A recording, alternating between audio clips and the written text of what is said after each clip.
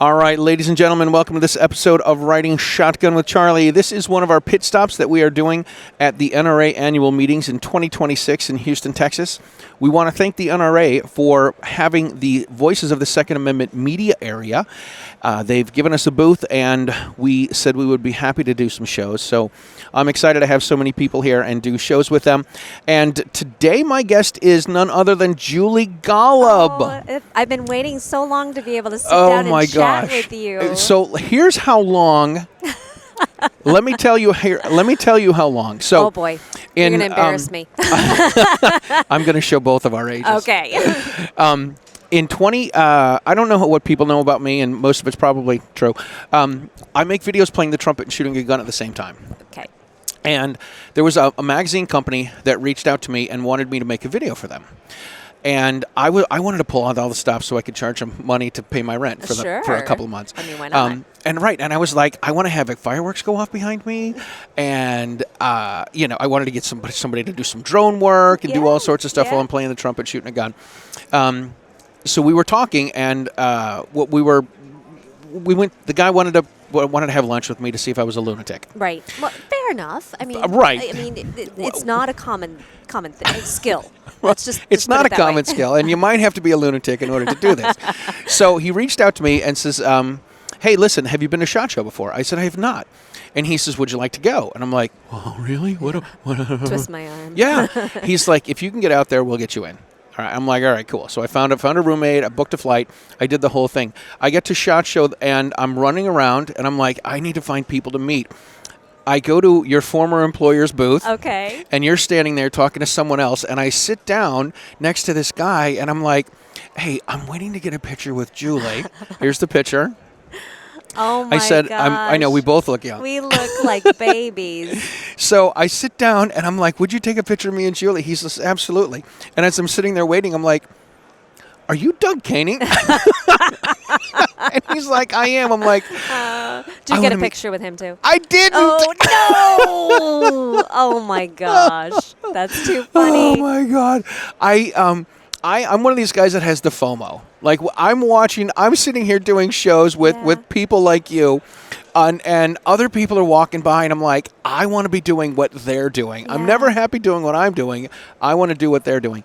And I held, the first time I held a 1911, it was a Doug Koenig 1911 that somebody else let me shoot. And I was like... 38 Super? I don't even know. Yeah, I think it was, probably. I held it, and I'm like, ooh. This is a man's gun in 1911. I'm like, this is what it's like to be a man. And so for my, being a new gun guy, I was like, I've got to get a Doug Koenig 1911. I've got to get a Doug Koenig. And then I ended up sitting next to him. I'm like, hey, Doug, would you get a picture of me and Julie? If you only knew. Oh, my gosh. That's a great story. It's too funny. Yeah. Anyway, you've been a competitive shooter for a couple of years? Try 3 decades. Or Whoa. maybe more. When did you start? So it's my 35th year. Wow. I started shooting 35 years ago. Unbelievable. Yeah, what a ride. Where did you grow up? Where did you start shooting? Upstate New York, of all Really? places. Yeah, it was like Fight Club. We didn't talk about like it. Fight Club. Well, anti-gun state, even still. Absolutely. But upstate New York, so how far upstate New York? Finger Lakes area. Okay, so that's upstate, right? Because some people call Westchester County upstate. They do. Yeah. So, we grew up shooting with my dad, and that's how it all began. Did you guys do any hunting up there? Oh, yeah, for sure. Nice. Yeah. What do you like to hunt? I started out with deer, Everybody does that in, New England. I started off shooting squirrel. Oh, I shot it. After I got divorced, I had a friend that was going dove hunting. Yeah. And I'm like, he's like, who wants to, and he was a friend that lives in the Midwest, and he's like, who wants to go dove hunting on September 1st? I'm like, I'd like to go. Yeah. Right? I said, if I'd there, I'd go. And I'm happily divorced now. And I'm like, I don't have anyone to tell me no. Right. So I flew out to the Midwest. I killed the bird of love. We fried it up. We washed it down with some cold beer. Oh, yeah. Oh, my God. It was great. That's awesome. So anyway, yeah. So, yeah. Deer hunting. Deer hunting with Dad, fishing, all the things. I was the son, the little girl that became the boy that he didn't have kind of situation. Geez. And so it was wonderful and opened up an opportunity to be recruited for the Army shooting team. So that's what kicked everything off. That's really cool. Yeah. You don't have to go through basic training for that. Oh, yeah, you do. You do? Oh, yeah. And choose gosh. your job. So I went to basic training and AIT and military police and the whole 9 yards. And dude, no way. Yeah. You're a small little woman. I never worked the job. I was just qualified. Okay. Because I went straight to the Army Marksmanship Unit. So Gotcha. Yeah. See, that was kind of my game plan back in the 80s. I figured if we did end up going to war, I would join the Army just to play in the Army band. There you go. Kind of yeah, my game absolutely. Plan, right? My uncle played in the Navy band. Really? Mm-hmm. What did he play? Saxophone. Very cool. Yeah. Very cool. And he retired from it. So. Oh, that's even better, man. Yeah. So he had a good gig. How so you were shooting well enough to get hired by the Army? Yes. To shoot for them. Where do things go from there? How long do you shoot for them? About 8 years. 8 years. Yeah. Wow. It was wonderful. Yeah. But I got burnt out. It was very intense. You know, when your job is to compete and win for the military, it's not sunshine and roses. It's like, okay, you've won. Now what's next, kind of thing. You know, like, okay, good. Now move on. Right. You're like Bill Belichick. Yeah, we won today, but we got a game next week. Exactly. And so I got out of the military and I was like, you know what? I'm done. I'm just burnt out. And I went to a local club match and I was like, oh, I can't leave. I love shooting too much. And so that's when I joined the industry. I started with Glock, working for GSSF matches. Oh, cool. And then transitioned to Smith & Wesson, and now I'm with Springfield Armory. That's incredible. Yeah. How much, so do you shoot everything? Like handguns, rifles, and shotguns, yeah. oh my? Yeah, all of the above. My passion, my first love will always be handguns. I'm a handgun girl. Yeah. What do you? Well, I hate to say what do you like to shoot, but I know it's a Springfield. Well, you know, I started with a Browning high power, and that 35 years ago with my first match, and so we have the SA-35, which is, you know, an updated, upgraded P-35 essentially, and then lots of 1911s. I'm a 1911 girl. Just, you know, it's like the duck canning 1911. You're like, yes, there's something about it. I feel like I don't shoot it very much. Of course, the first time I took it. It's a collector's gun now. Right. Look, I don't have a Doug Canning one. I can't afford a Doug Canning one. Okay. Fair enough. I may have one made by Harger. I hate saying it was much more affordable, but I got it for $700. Well, there you go. It was much more affordable. Yeah, absolutely. First time I took it apart, I almost put an eye out. You know what I mean? Yeah. Some spring action. Oh my gosh. Lots of different springs. You hear people talk about this, you have no idea until you do it, right? Then you got to be careful. Yep, for sure.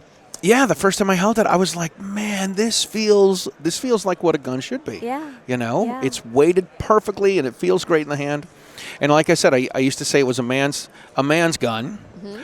And then I realized my man thumb did not hit the slide release. Oh. And I'm like, well, it's a gun for everybody, and it'll be okay. Thumbs. Right.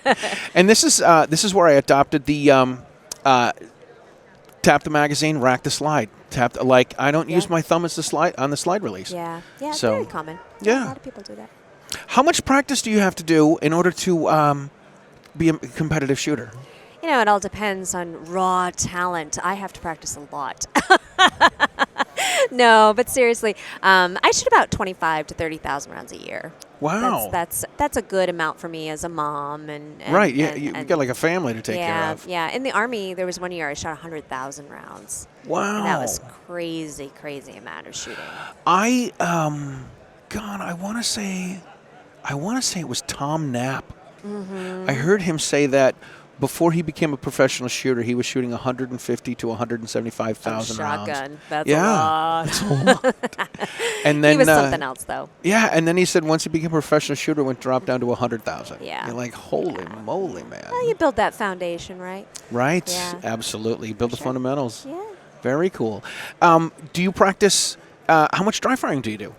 Admittedly, not as much. Of course, you know, but dry fire is really valuable, I feel, at the beginning of the season when Mm-hmm. you're just, you know, you've taken some time off and you want to get familiar with things again. And stuff like reloads, gun handling skills, that sort of ththing. But if I'm going to spend a lot of time training, I'm going to be shooting ammo.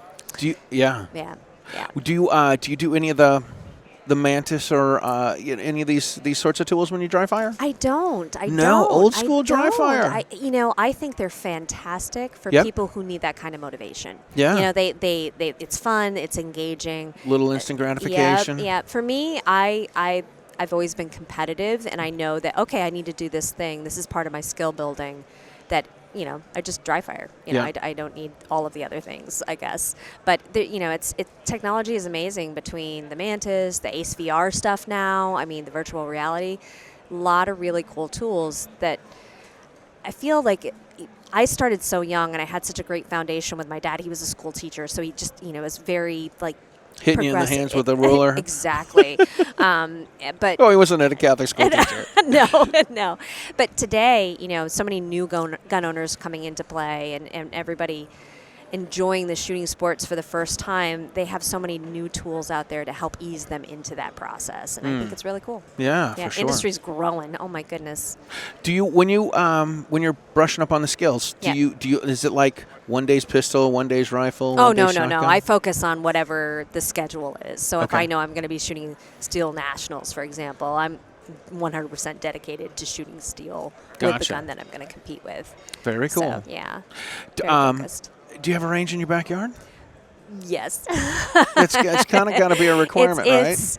That's the thing. Of all the, obviously, being able to have enough ammo to train with and the right firearms, if it's accessibility. It really has to be convenient. Yeah. And I belong to clubs, obviously, but to drive an hour to get to the range is just. And then when you get there, you have to worry about finding a bay and doing all the things that you need to do. And so, it's for me, the only way that I could do what I do is sure, get the kids off to school. Do a little bit of shooting. There you go. Get all the other stuff done. Yeah. Work on the socials. Yeah, do a little bit of shooting. All of the things that we have to do now. Oh my gosh, it's what a funny world we live in, huh? I spent a lot of time. I spent 10 years playing in a Motown disco funk band. Okay. And when we would have to pack up our gear, I'm like, this is not the glamorous life I thought it would be. We're supposed to be drinking and hanging out with chicks and doing all the fun stuff. This is not the fun stuff. No. The bills to be paid and all that. Yeah. All the other stuff. Yeah, for sure. How do what you're a married woman? Yes. Got kids? I do. What does your husband do?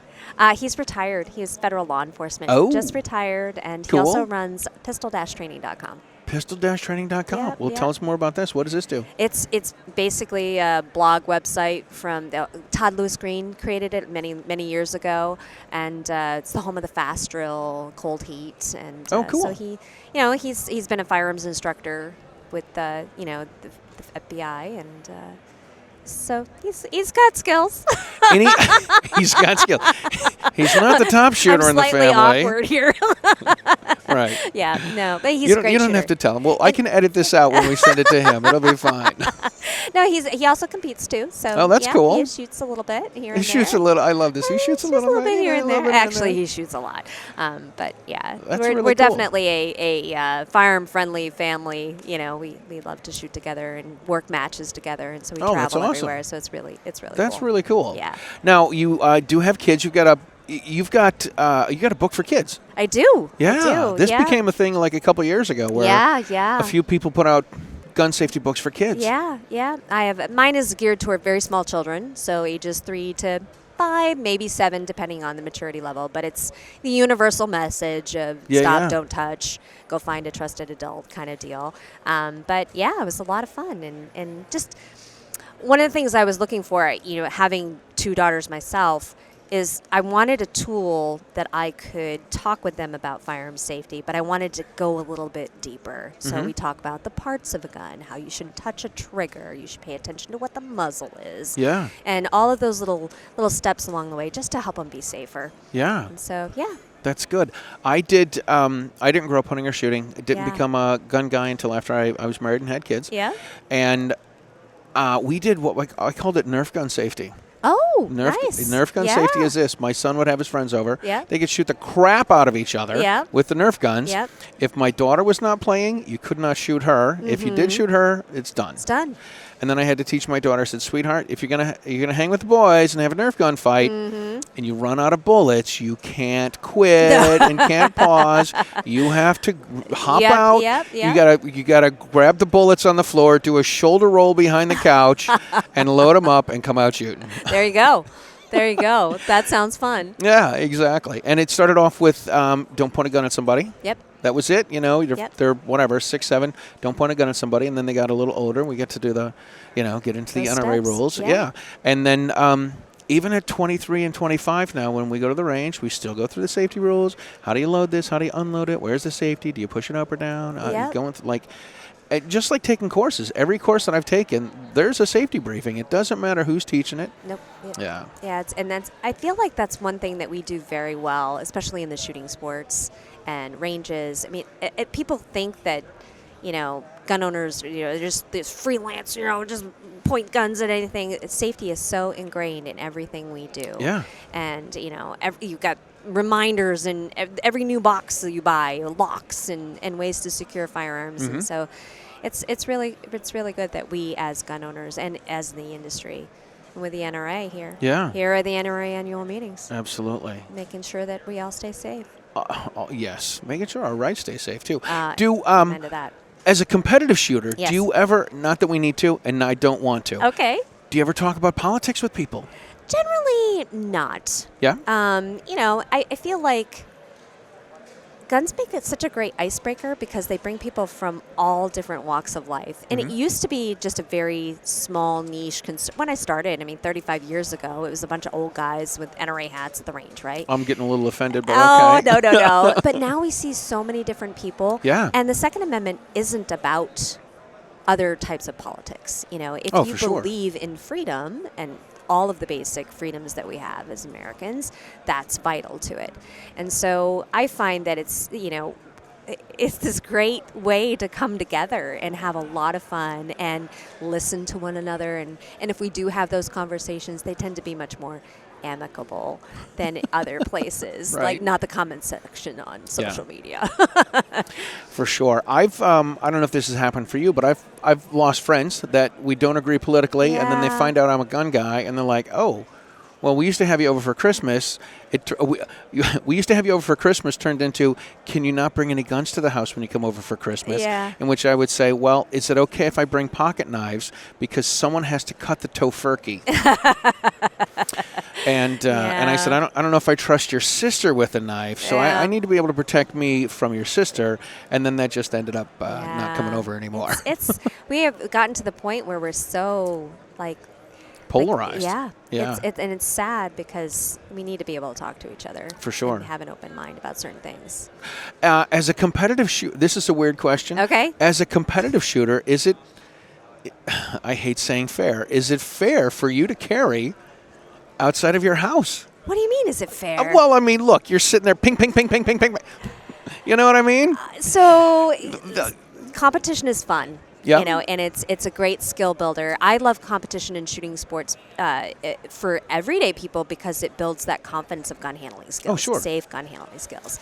But as far as carry, we're almost all on an even playing field when that happens, right? Situational awareness, all that stuff. Okay. So, yeah. Right, because I'm sure you've seen the meme with Jerry that says, the alarm goes off and you hear someone say, hey, at 3 o'clock in the morning, you're like, hey-o. Forget it, man. Yeah, well, his trigger finger is incredibly fast. Right. Yeah. He must be a great guy to spend some time with Oh, and my work gosh. with. Just the best. Yeah. So you get what you get with him. He's so honest and just a great guy to hang around and so knowledgeable and Yeah.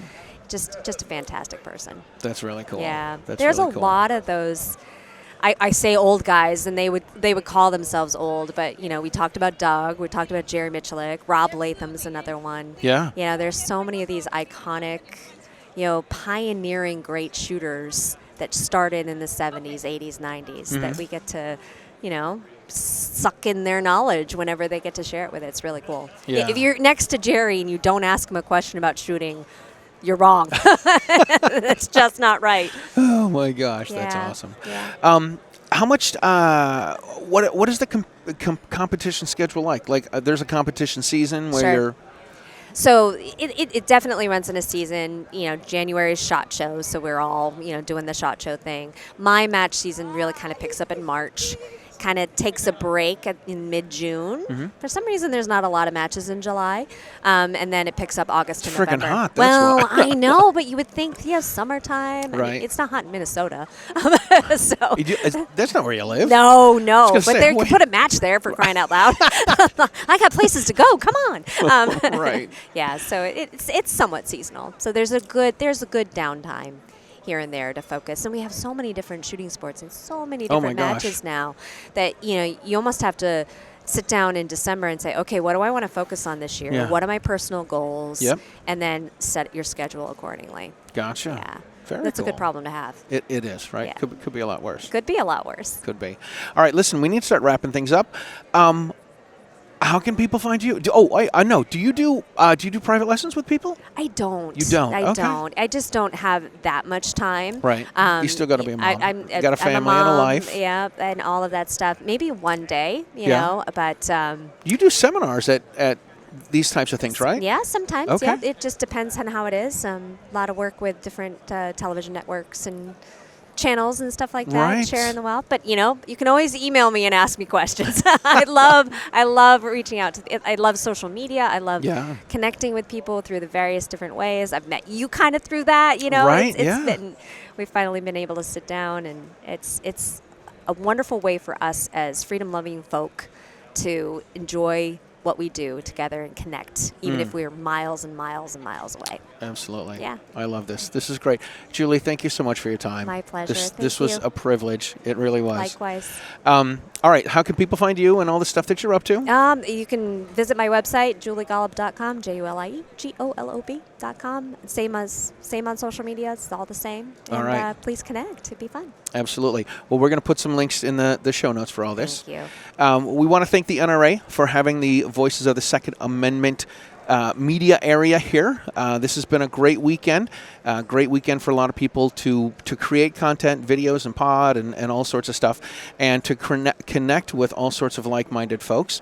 If you've made it this far in the show, you should share it with your friends, because that is how we get the Stagecoach across America. And we will talk to you guys next time. Thanks a lot.